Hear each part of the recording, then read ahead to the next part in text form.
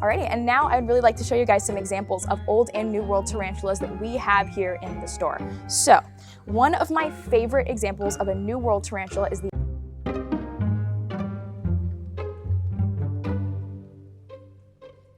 Hey guys, this is Jess with the Tye-Dyed Iguana, and today I am going to teach you guys a little bit about some of our tarantulas, specifically Old World versus New World tarantulas. Now, if you are newer to the hobby, you might hear those phrases kind of thrown around a little bit and are unsure of what they mean. So I'm here today to kind of help clear up some of that confusion on what is an Old World versus a New World tarantula, and that way we can learn more about our furry friends.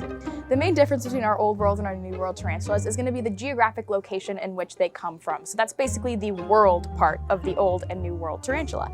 Typically, our New World tarantulas are going to be found in the Americas, so North and South America. Makes it pretty easy to remember. Whereas the Old World tarantulas are going to be from places like Asia and Africa, which is kind of why they get their names of Old World versus New World. And along with their differences in geography, Old and New World tarantulas have a lot of differences in physiology and in behavior.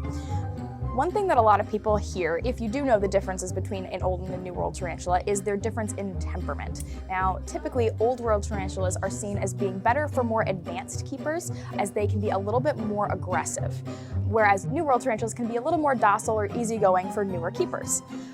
And while it is definitely true that Old World tarantulas tend to be a little bit more on the aggressive side, I like to think about it as them being a little bit more defensive than aggressive. For example, if you have an Old World tarantula that is a burrowing species, and that species doesn't have an appropriate layer of soil and hides in order to make them feel safe, they are going to be a lot more scared and therefore a lot more defensive.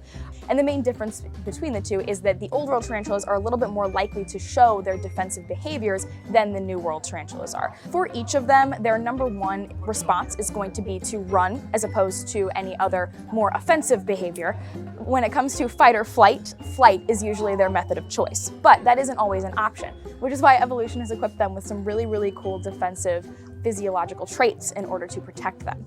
This brings me to another difference between our New World and our Old World tarantulas, which is that New World tarantulas have urticating hairs. On their abdomen, New World tarantulas have hairs that are a little bit more loose on their bodies, so New World tarantulas are actually able to kick off hairs on their abdomen to stick into the skin of predators that are trying to come after them.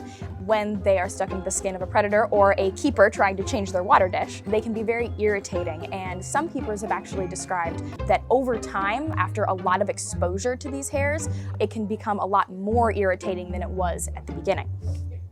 Now, Old World tarantulas, while they do have some other defense mechanisms, they do not have urticating hairs. And one other quick note is that there are some exceptions to these rules that I am laying out for you guys today. Not all New World tarantulas have urticating hairs, but the vast majority of them do, which is why we bring it up here, because none of the Old World tarantulas have those urticating hairs. Now, the other big difference between our Old and New World tarantulas is going to be the potency of their venom.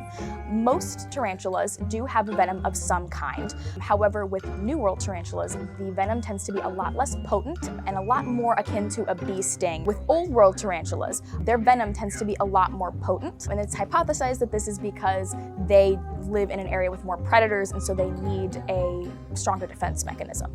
So, when I was talking earlier about how Old World tarantulas are more likely to show those defensive behaviors when they are disturbed, this is one of those behaviors that I'm talking about, is that they're more likely to bite and have a more significant bite than a New World tarantula. Now, another main physiological difference between Old and New World tarantulas is that Old World tarantulas tend to be a little bit bigger.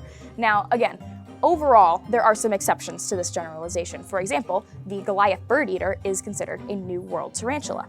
However, in general, our Old World tarantulas tend to be a little bit on the heftier side. And this is hypothesized to be because they tend to be from colder climates, and animals that are larger are better equipped to regulate their heat in colder climates than smaller animals. Another difference between our Old and New World tarantulas is their speed. Old World tarantulas are known for being very, very fast, whereas New World tarantulas tend to be a little bit slower. Now again, I sound like a broken record. This is a generalization. There are some New Worlds that can be very, very quick when they're disturbed. However, in general, the Old Worlds tend to be a little bit more on the fast side, which is why rehousing them and putting them in a new enclosure can be a little bit difficult difficult for some people. That's where a lot of the advice of waiting until you have a little bit more experience before getting an old world tarantula comes in, because when cleaning their enclosures or rehousing them, it takes the blink of an eye for them to leave your field of vision. But that is another difference between the two.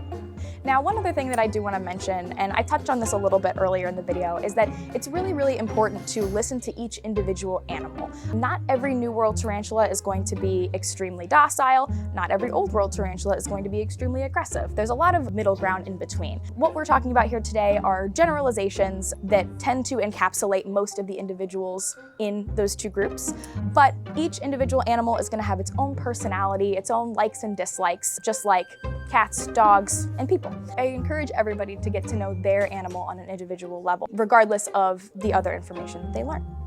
Alrighty, and now I'd really like to show you guys some examples of Old and New World tarantulas that we have here in the store. So, one of my favorite examples of a New World tarantula is the Arizona Blonde, which we have right here, and it is presenting itself very nicely for us so we can see its colors. These are a ground-dwelling species from, obviously, Arizona and from northern Mexico. And I just think that they are so beautiful because of their bright blonde hair, which is their namesake. Another favorite New World tarantula of mine is the green bottle blue. You might be wondering, how does it get its name? When the light hits it just right, its legs shimmer a bright blue color, and they are also very, very big webbers, which is one thing that I really like. They're very showy. You can see this one here is very proud of its work. Oh, and then right next to the green bottle blue is another New World tarantula, which is our Mexican red knee. These guys are obviously from Mexico, hence the name Mexican red knee. Now, an example of an Old World tarantula is going to be here our cobalt blue. This is a favorite of mine. I actually used to have one of these, and they just have the most beautiful, beautiful blue coloration, again, hence the name. And these guys are also a burrowing species, so they typically love to be down under the soil in their burrows, but this one has been hanging out with us a little bit more often.